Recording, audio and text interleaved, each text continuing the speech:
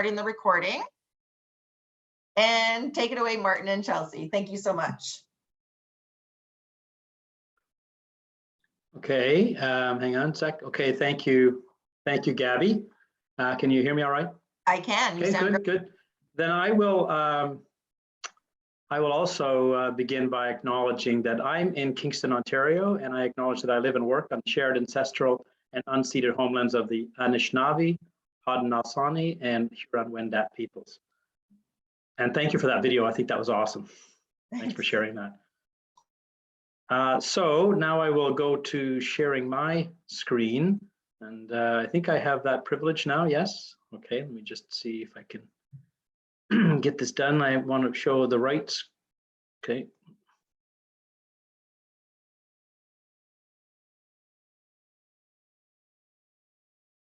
Okay, are you seeing the right screen or the? I am. Yeah, it's perfect. You're not seeing mine. You're seeing the displayed screen. Okay, good. Yeah, if you could just change the display settings, because we do see the notes. So if you could just go to display settings and say switch screen so that it's in slideshow format.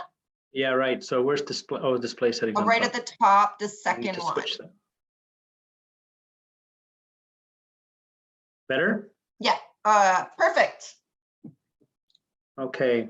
Take it away. I can't see any of you now, so that's all right, I guess. Martin, if there's any questions that come up, we do have time for Q&A afterwards. And you don't need to worry about the questions. I'll track them. And if there's anything that's about a specific slide, I'll draw your attention to it. But yeah, no need for multitasking, trying to keep track of the chat while you're presenting. I can't do it. Perfect. Thank you, Gabby. I appreciate that. So yes, as Gabby said, we're happy to share this report with anyone who has an interest. It's not a super lengthy report, and it's largely descriptive. We tried to create some metrics, but mostly it was recording impressions that were given to us by contractors through various information collection techniques. But this is an overview of it very quickly. And it does, what we're going to talk about has some implications for policy and developing some support structures, as Gabby says. So I want to get to that as quickly as possible. Now, before I do, I guess I should let you know who, for those of you who might not know who HRAI is. HRAI is the National Trade Association for the HVACR, heating, ventilation, air conditioning, and refrigeration industry. We have about 1,200 members, and it's the entire distribution channel. Meaning we have manufacturers, wholesalers, and distributors, and a little over 900 contractors, as well as associates like utilities, colleges, and others who have an interest in the HVAC sector. We primarily provide services to the industry like advocacy, what I do and Chelsea does. We do a lot of industry training, technical design, and some business management training for contractors mainly. We do a lot of communications for the industry through newsletters, magazines, webinars. We own a trade show called the Canadian Mechanicals and Plumbing Exposition, which we really hope we'll be able to meet in March of 2022. We had to cancel the last one. We do a lot of environmental stewardship programs. Two that are most prominent are Refrigerant Management Canada, which takes care of spent refrigerants that are no longer permitted for sale. So we take them and safely destroy them. And thermostats, particularly thermostats that contain mercury. HRAI has also had, not really active in this file anymore, but we used to have quite a good track record in managing conservation and demand management programs. We did a lot of that for the IESO for the better part of 13 years. And those programs that we managed processed more than almost a million rebates over 10 years. I think it actually exceeded 1 million because it extended to 13 years, the program. So that's who we are. The industry we represent is, well, this is kind of it. I don't want to dive too deeply into the different sectors that we represent, but it's mainly space heating and cooling of buildings, but also domestic hot water, ventilation and indoor air quality, IAQ, which has become a very, very important issue in the context of COVID. And many of our members are involved in kind of behind the scenes kind of technologies that we all take for granted in Canada, but that are extremely important.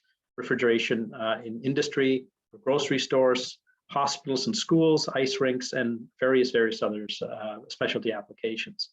A growing sector in our industry is building control systems, also a major contributor to building management and energy efficiency is the implementation of effective and increasingly cost-effective building controls.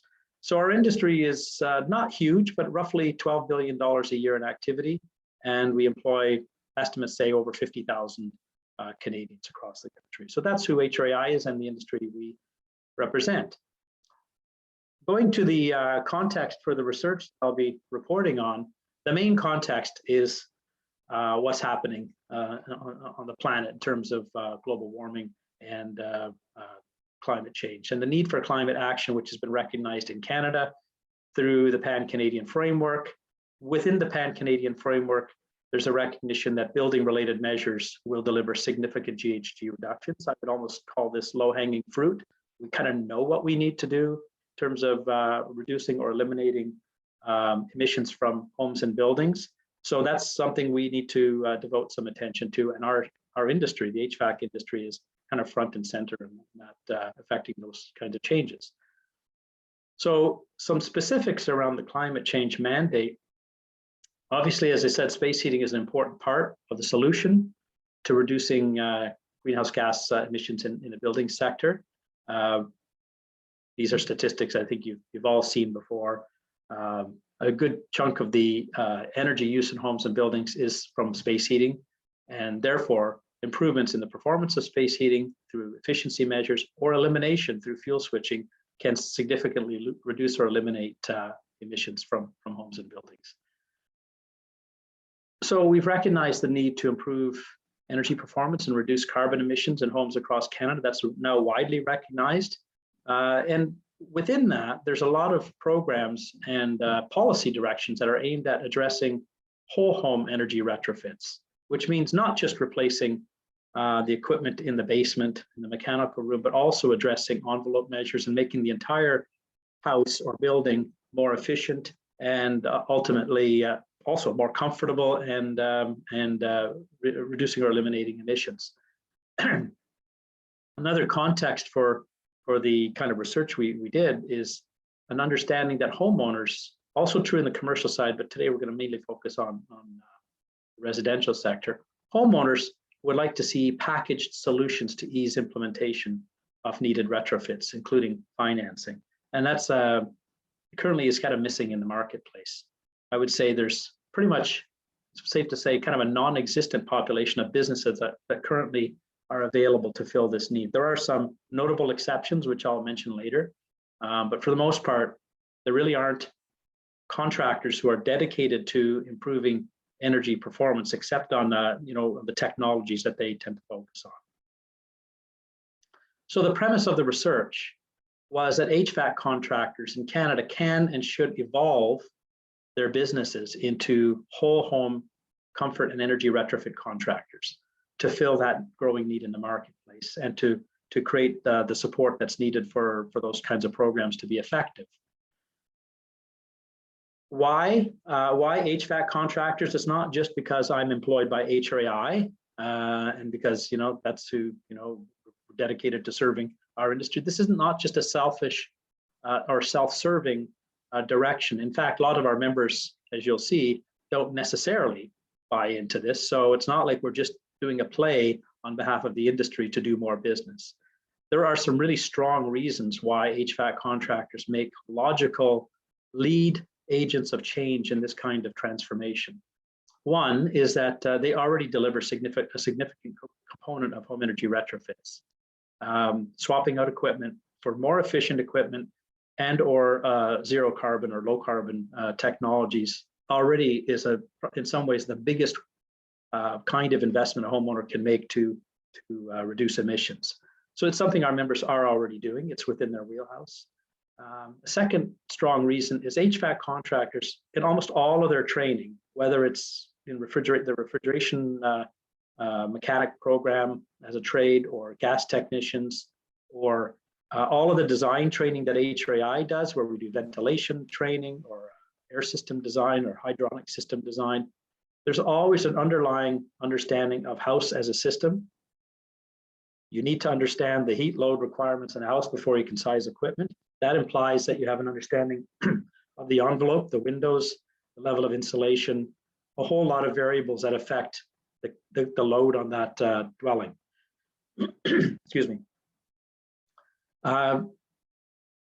Another reason for focusing on HVAC contractors is that the cost and investment required to become a successful HVAC contractor is quite high because of the technical component in the industry. All of the trades that work in our sector are licensed compulsory trades, and they're not easily obtained. It's typically anywhere from 2 to 5 years to become a licensed HVAC technician.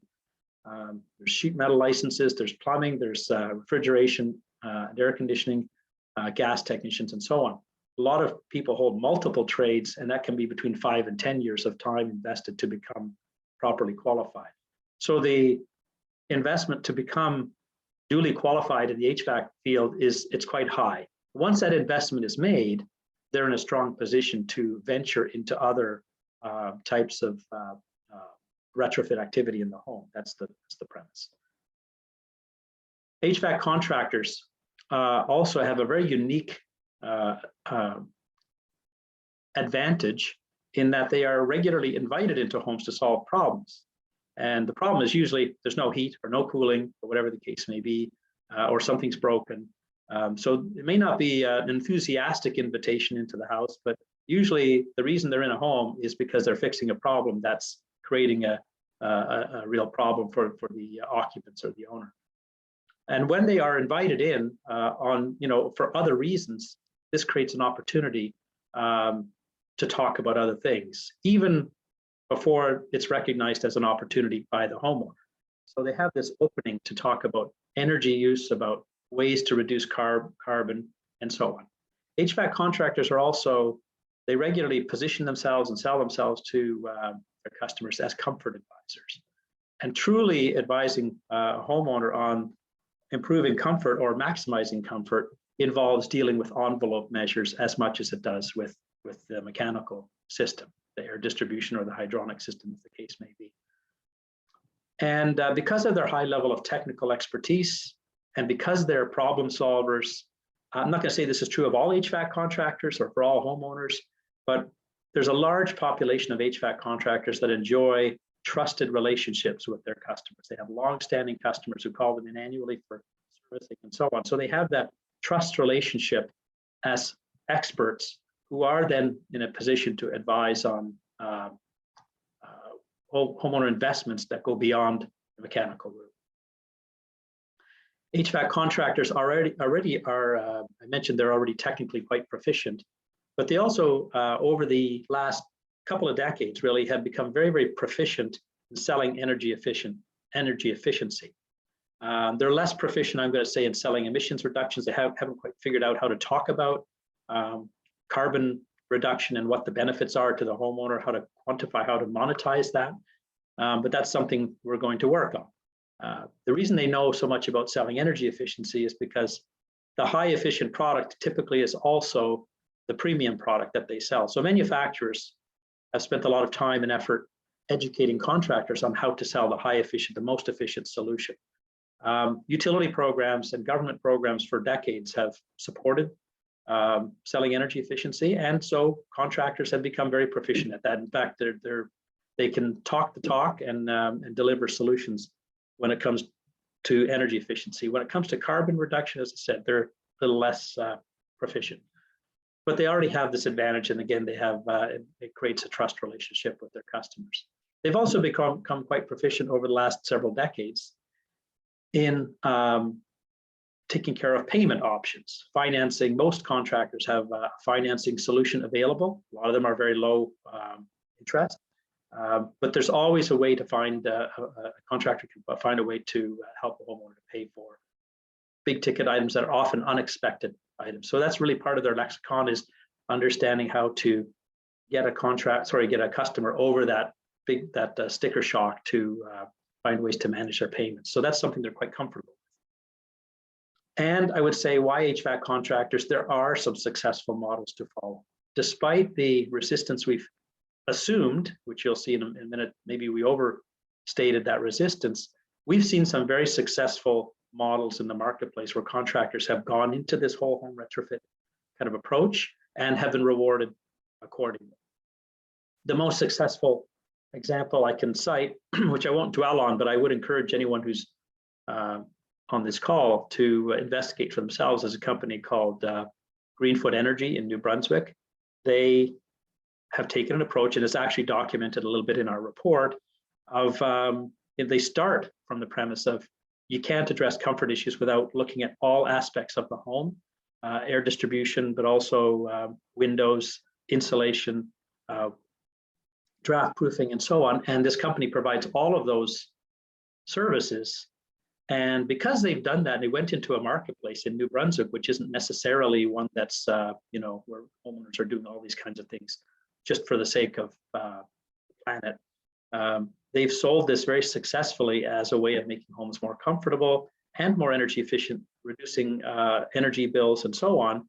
And that company has grown in a matter of 6 years from 5 employees to well over, I think it's now 120 some employees, with branches throughout the Maritime region, and an interest in moving into Ontario and elsewhere. So that point of that is contractors who have taken that path have shown some success. There are positive examples. There's a few that I could point out to in the United States as well.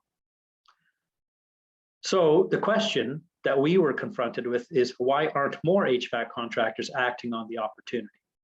And that was a difficult one. We sat down, we talked with the Atmospheric Fund, TAF, about that, and we actually had some ideas about just trying some different projects that would teach contractors how to do this type of business more effectively. And TAF came back to us and said, well, maybe we need to understand the reasons first, the reasons that they're not doing it already. If the marketplace is directing them, if there's incentives, if there's you know, signals that they could or should be doing this sort of thing, why aren't they? What are the barriers? So that was the real basis of the research that we did, is exploring what's stopping HVAC contractors from becoming this new category of whole home energy retrofit contractors.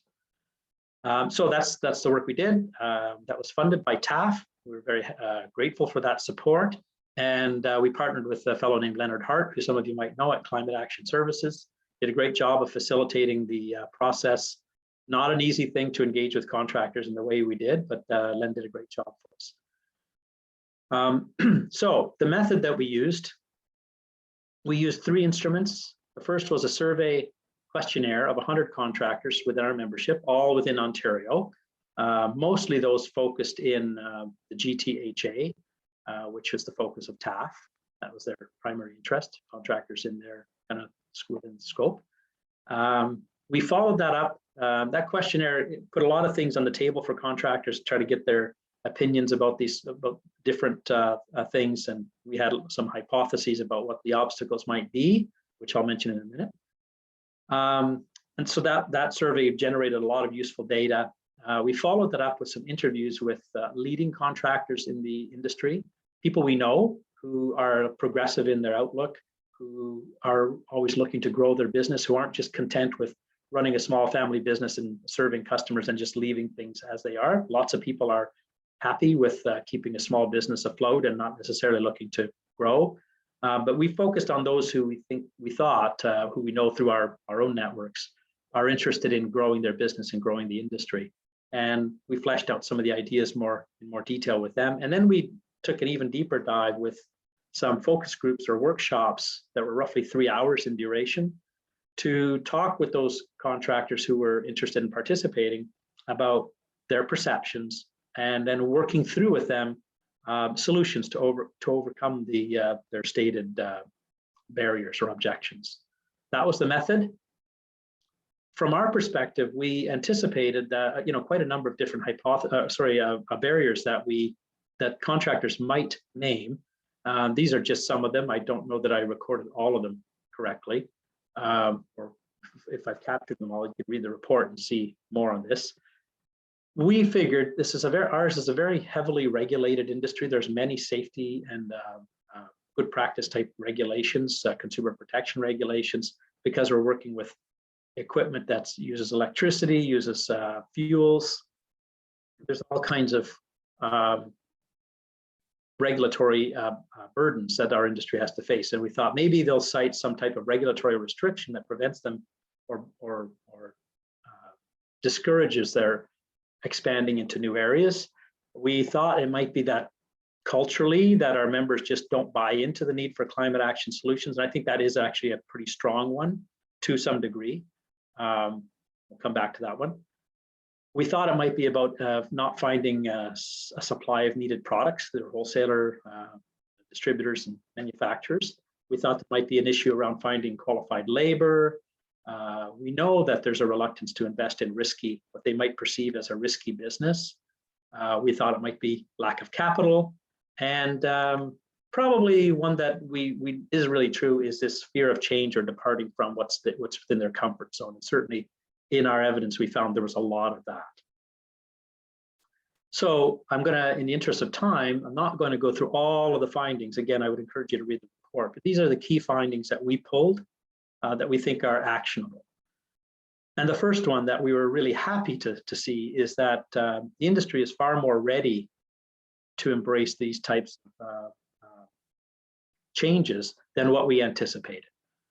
So all those barriers that I cited were named, and you know, they were cited to some degree by different members, but on the whole, we found that many more than we thought would be embracing this.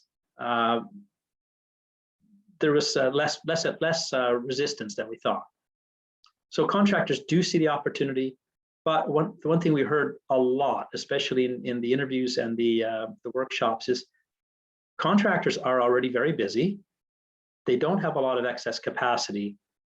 They may be very successful. They may be very profitable. They may be doing great work for their clients, but it's not like they're sitting on their, so they're not sitting on their hands looking for new things to invest their time in.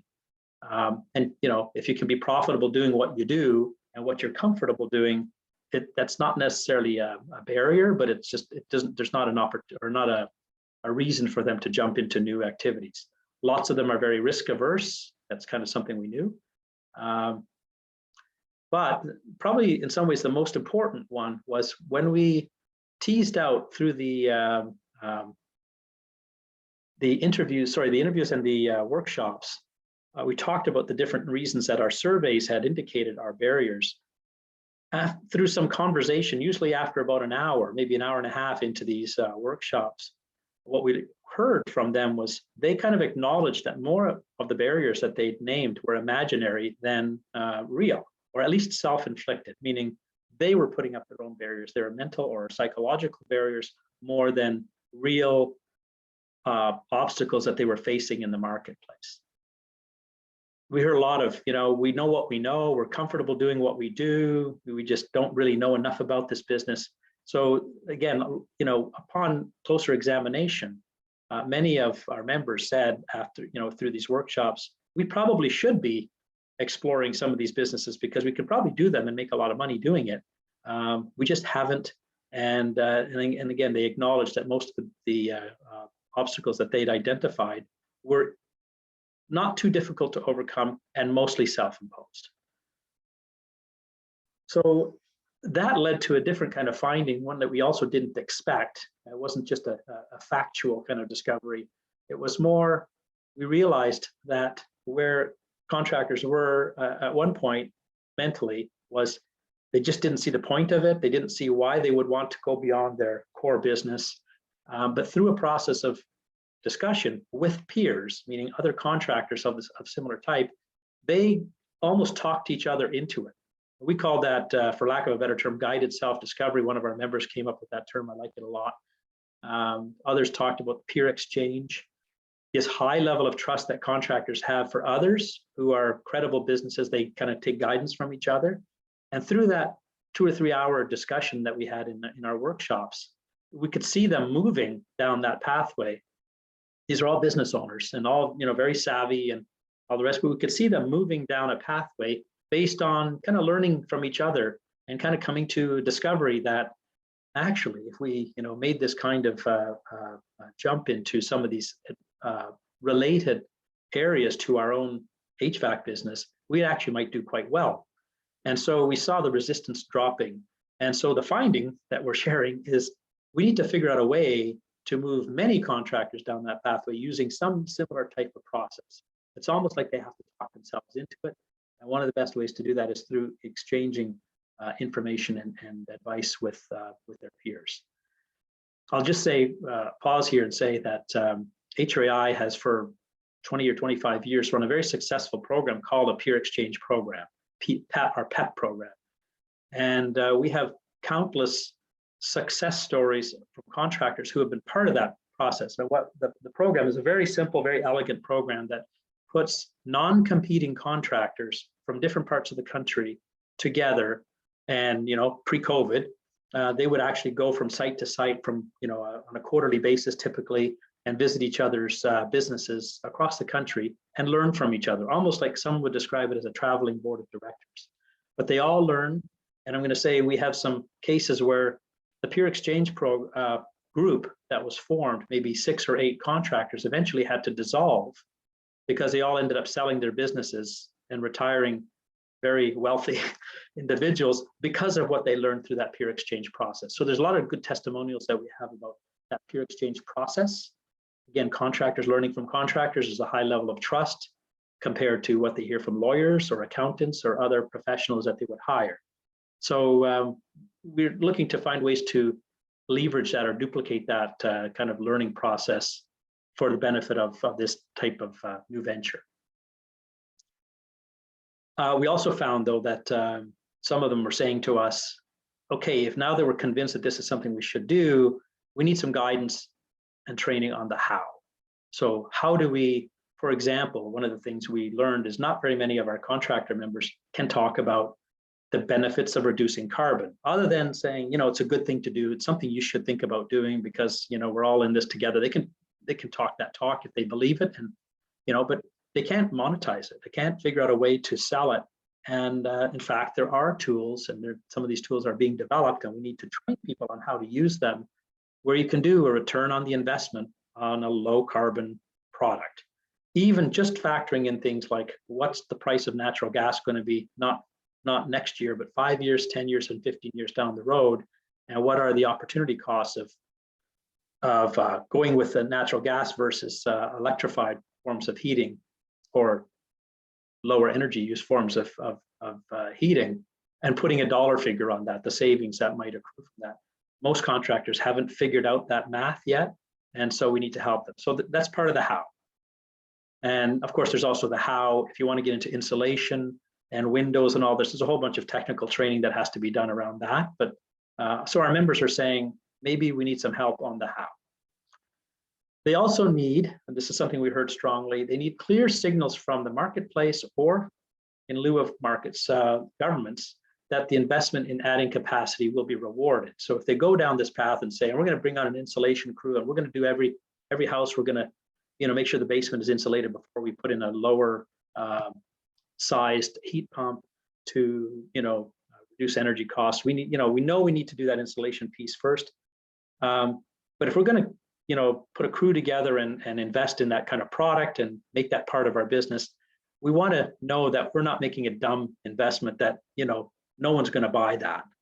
So they need to see that there are programs to support it, and programs like Greener Homes is an example, and a lot of the programs that municipalities are putting together will support this idea. They need to see those clear signals from governments that there will be programs that support this type of activity that will be sustained over time, not just a flash in the pan, 1 or 2 years of program support and then they disappear. Probably a little bit longer. I know about market transformation, and we need to get people down that path, but they want to see that there's going to be a reward for making that investment. It is a risky investment after all. So those were our key findings, and the recommendations that come out of that is, as you would guess, we want to facilitate transition through kind of a peer exchange process. We haven't quite figured out how to do this. We were hoping to do some piloting at the local level, maybe put small groups together within communities to have contractors go through this transition together and have some support from local governments or utilities. That's one recommendation. We want to work on developing, or more likely curating or selecting training programs to support the transition. The reason I say that is because most of the training that we think is needed already exists. We don't need to create a whole ton of new training. We believe most of it exists. We need to package it up and deliver that to contractors who express an interest. And then, as I suggested earlier, maybe we need to create incentives for contractors who make the leap. I'm not sure what that looks like, but I think governments at the municipal level, provincial and federal, should think about how we can reward contractors who are willing to go down this path. Because if you think about what it might do for homeowners in helping them to make informed decisions, for a much bigger investment in their home, but also a much bigger return, not just for them as homeowners, but societally. How do you help contractors be the lead agent in making that change happen? So we need to find a way to motivate the sector as much as we want to motivate the end user. We need to make that decision easier for homeowners. So we believe that if we reward the leaders and innovators, others will follow. That's kind of piloting. In fact, it's kind of the concept of piloting programs is when people see that there's success in trying new things, then others will follow. And the fact is our industry is, like many others, a very small number of leaders and a large number of followers. So if we can find a way to help the innovators and the leaders down the path, then others will eventually follow and we'll see some type of market transformation. And the last thing I would mention is, and I don't think I'll go into this in any detail, but HRAI has put together a workforce development plan, and I'll maybe just touch on it. Something we put in front of, it's kind of dependent on, tied to, but not dependent on a program application we made to Employment and Social Development Canada through their sectoral initiatives program. We asked for funding support to help move our industry, the contracting sector, down a pathway of becoming low carbon advocates. And the way we framed it is to say, we know that our industry eventually will go down that path, but they probably won't do it at the pace of change that the federal government and provincial and municipal governments would like to see to enable us to meet our very ambitious targets. So if governments want our industry to be at the forefront and want them to lead this change, which they're capable of doing, they'll need some support. So this is about accelerating the development of that low carbon workforce. And we've asked for 3 types of investments. One in doing some upskilling or reskilling. That's the 3rd bullet point there. That's for existing people in our industry, giving them the skills they need to do more of the kind of work that needs to be done. We need, and the 2nd point is about establishing and implementing national training standards. I won't go into that. There's some trades that we need to see established that run across the country to create some labor mobility. There's a trade that we're advocating in the maritime provinces for residential heat pump installers, modeled on the program that exists in Ontario. Anyway, we'd like to see a national approach to some of these training pieces. But the first one is kind of the one that is relevant to this discussion today, and that's shifting the culture. We need to, through the kind of things I mentioned already, shift our industries so that they see themselves as being low carbon champions. And that's going to take some time. That's really working on business owners, helping them to see the opportunities. It's not just a technical issue that, they can deal with the technical stuff quite easily. They're accustomed to that, but the culture shift that's needed is in some ways more important to unlock those opportunities. And just if anyone's curious about what types of training or upskilling is needed, I actually prepared this slide for another purpose, but you can see quite a variety of different types of trainings that are needed. And a lot of this is being developed, but it's largely about efficiency and reducing carbon. So my conclusion from all of this is that with some modest support from suppliers, by which I mean manufacturers and distributors within our sector, and some related sectors, the insulation industry, and so on, as well as government programs, associations like HRAI and the kind of work we can do, allies like the Clean Air Partnership and TAF and others. With that kind of support, in a concerted effort, we believe HVACR contractors are poised to lead the way towards major emissions reductions in the built environment. That's what all of this is about, is unlocking the potential and harnessing the entrepreneurial spirit of small business HVAC contractors to lead the way. And I think I'll leave it at that and ask if there's any questions. That's my contact information if anyone wants to reach me. Thanks so much. Oh, sorry. No, Thanks so I'll much, stop. Martin. Can I just stop sharing then, and then I can see you Yes. all? Yeah. Okay. Thank you. Thanks so much, Martin. Really appreciate you taking us through a little tour of the study and the findings that you found with the contractors.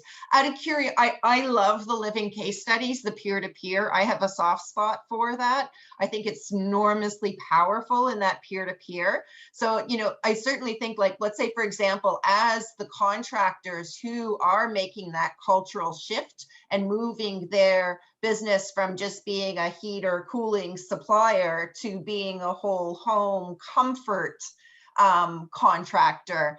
Do you think that there'd be some value in having a peer-to-peer exchange as business owners and advance that climate champion kind of service to homeowners, that they could kind of bring others in as well? Is that one of the areas of the next steps that you've identified?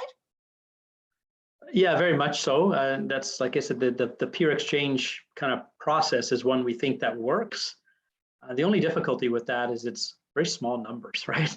Like, you can chip away at it, but it's, you know, it really was a finding, almost a discovery that we had watching the process or facilitating the process, where we could see these contractors in a group. There's all virtual meetings like this, but you could almost see the cartoon light bulb go off over their heads every now and then, like, ah, I get it. This is a perfect fit for our business. Why aren't we doing this? They came to a realization, but they didn't immediately. Their first reaction is, why are you talking to me about that? Right? I don't want to hear about that. It's not in our wheelhouse. It's not something we're comfortable with. We're HVAC guys. We're in the basement. We're working on the furnace or the heat pump or whatever the case, right? So it took a little bit of guidance, but like I said, guided self-discovery is a nice term. How to do that on a large scale, really difficult, I have to say. So, you know, because these are all people who participate in this process who are willing to do it. There's many more probably who we invited who didn't show up, right? Or they just said no, they weren't interested in being part of that discussion. So we're not under any illusion that this is something that's going to happen en masse. But like I said, if we can create through some pilots, create, you know, a group of contractors. We thought about doing this. Len Hart's recommendation at the conclusion of this was that we should run some pilots with municipalities.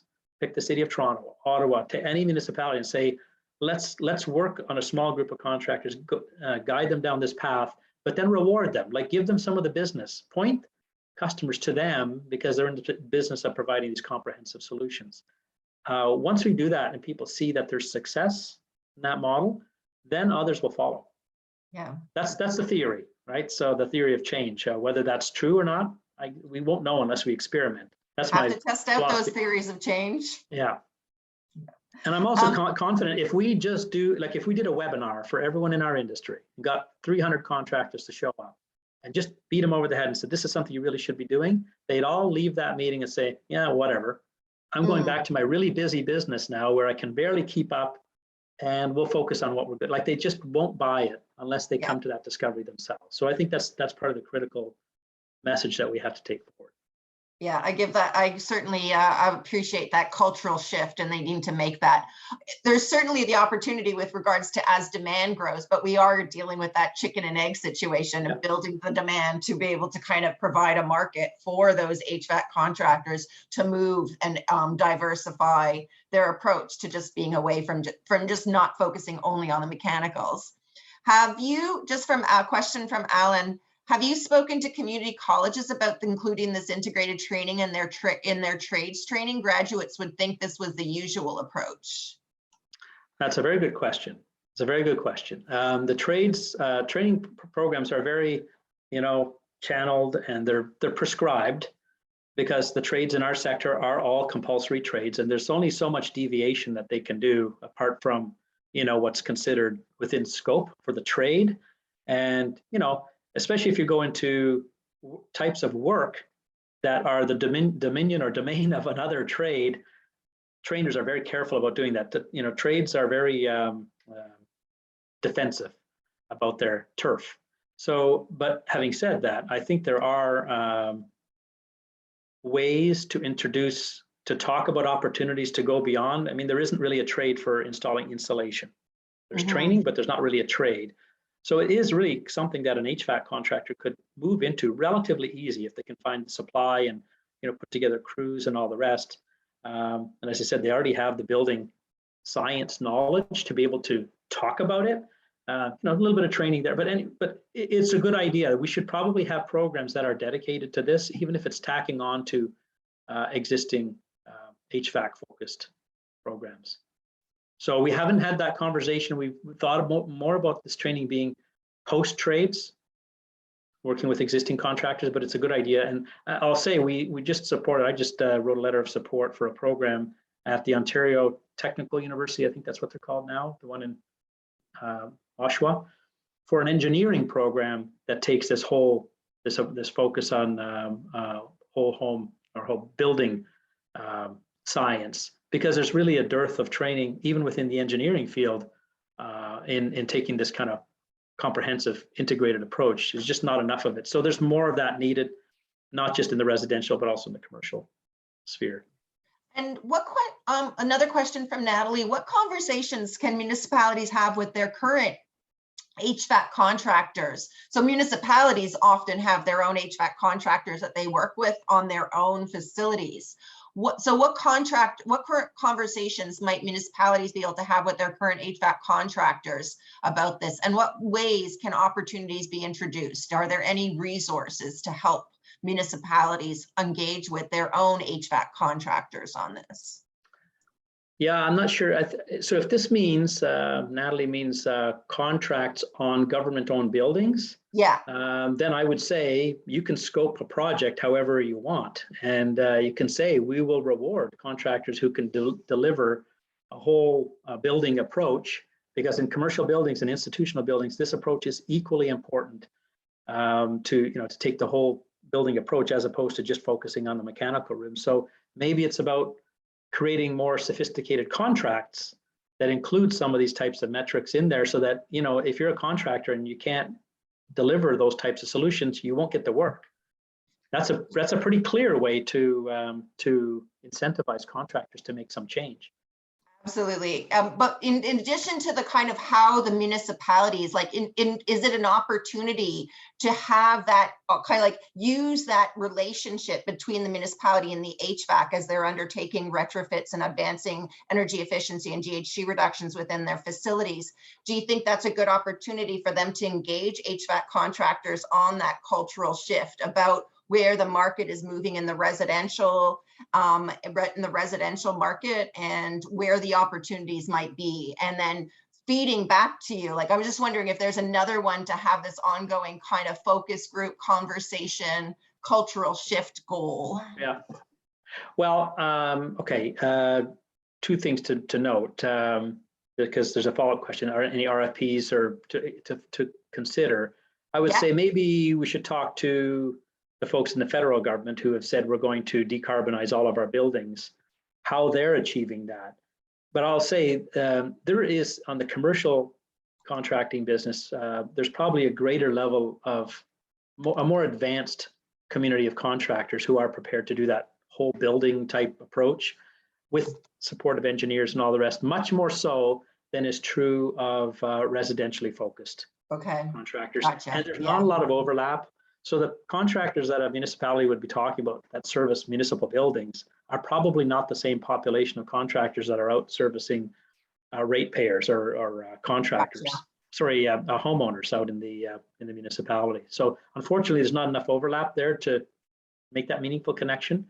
Gotcha. Okay, perfect. And I just wanted to let everyone know I threw in a link where municipal corporate energy managers are sharing their RFPs, the design, the specs that they're trying to advance, because there is a change in how you deliver or how you write your RFPs with regards to moving towards deeper energy efficiency reductions. And so I just put in a link there where some of the municipal corporate energy folks are sharing those net zero RFPs to be able to help other peers in other municipalities not have to duplicate the efforts of trying to write those net zero RFPs.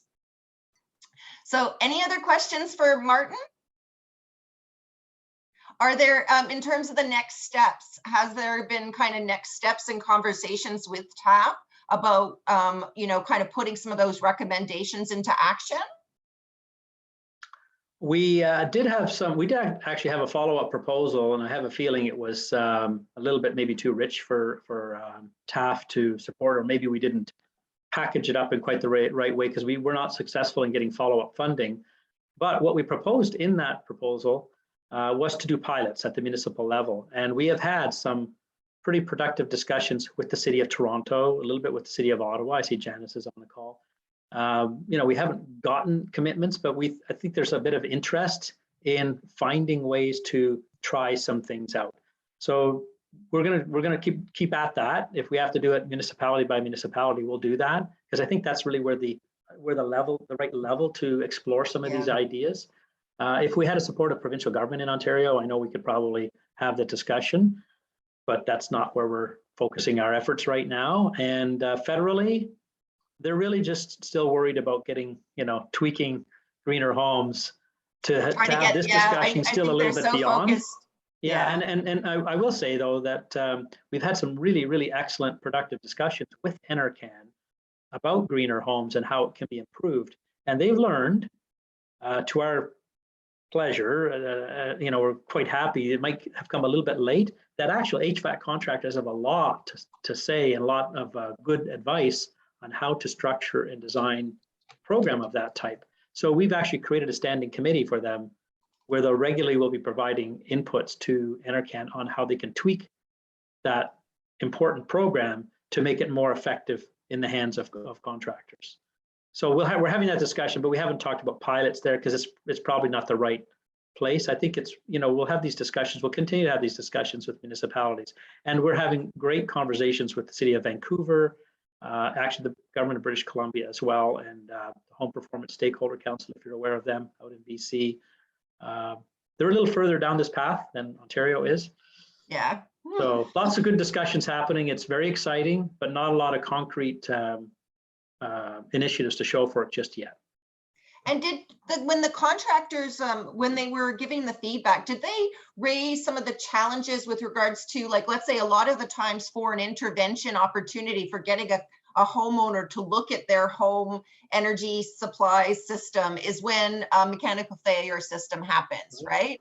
So it's usually like when a furnace breaks or your air conditioner is not working, it's a great opportunity to get in there. But did they speak to the challenges about that? Because a lot of the times when that failure happens, people just want to get their mechanical system fixed. They don't want to kind of have this, like, they're already stressed about not having heat or cooling. Depending on the time of year, they may have the luxury of time to consider things, or they may not have the luxury of time to sort stuff out.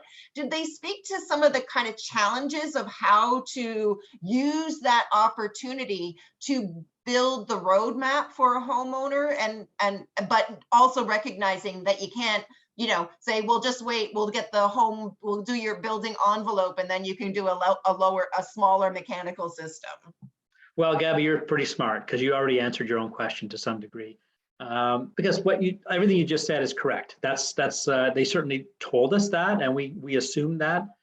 Most times, well over half and probably closer to 80% of the time when someone's replacing equipment, it was not a planned purchase, right? So they may or may not have budget. That's even bigger than I thought it would be, actually. Oh, I mean, we haven't done that analysis, but I'm just thinking of my own experience. I mean, who proactively swaps out their furnace? Well, I do, actually. I'm going to do that. I'm going to put in a geothermal system. And I probably will be replacing a 4-year-old propane furnace, which is kind of, some people say, that's nuts, you're crazy. Well, whatever.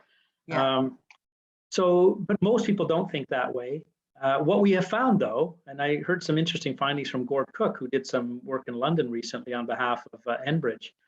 More people than contractors will give credit are actually in a space where they want to do more than what the contractor's prepared to advise. So what that percentage is, we don't know. Let's say it's 20 or 25%.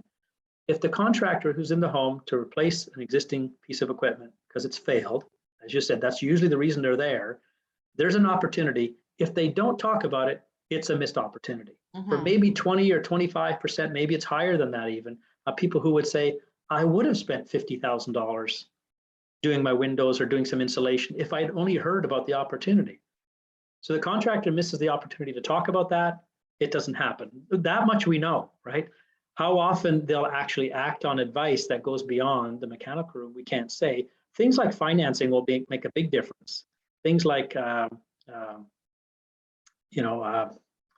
bill or property assessed clean energy PACE type financing could make a big difference, because suddenly the bigger chunk of expenditure you're asking someone to make becomes a more manageable thing. You can say, it's going to be funded out of your energy savings, right? If contractors have to become proficient at making that having that kind of conversation. Right now, they're not. Gotcha. And they might only have success, like I said, 20 or 30% of the time, but that's still an important. That's still great. We'll take that. Right, exactly. And right now, for the most part, that conversation doesn't come up. And I would point to Greenfoot Energy in New Brunswick. Obviously they're doing something right, because the rate of growth that they've enjoyed means consumers are responding positively to their messaging. Like, I talked to the owner of that company. He said to me once, if someone wants a new heat pump and they have an uninsulated basement, we won't put that heat pump in. We'll tell them, first thing you do is you got to insulate your basement before we'll set foot in your house again. Right. And people say, like, really, you do that against your own best interests? And then he'll say, but it's not in your best interest. And actually that messaging works. Right? Gotcha. Maybe they lose some business, but obviously they've gained enough business that they've had a lot of growth in a pretty short period of time. So that tells us that there is a population of homeowners out there that have an interest in this. Perfect. So I don't see any more questions. I thank you so much for taking the time to share this with the municipal network on the study. I want to let everyone know that we're going to send out, I will get that out to you before the end of day today, with Martin's presentation, as well as the link to the report, as well as a link to the recording. Please feel free to share that with others in your municipality or your community who you're working with on advancing home energy efficiency retrofit programs or analysis work that you're doing on that one, because I think it's a really important. The contractor world is so important and so valuable in helping us be a sales force for these retrofit programs as they come into market. And it's such a great opportunity. Plus, again, the cultural shift with HVAC contractors, I think, is so important. So thank you so much, Martin. Thank you, Chelsea, for joining us. And thanks everybody for joining this webinar. I'll get that out to you in an email, and please do share it with others in your municipality. Always trying to push the message out there. So thank you so much. Thank you, Gabby. Thank you all for joining. Thank you. My Take pleasure. care. Bye.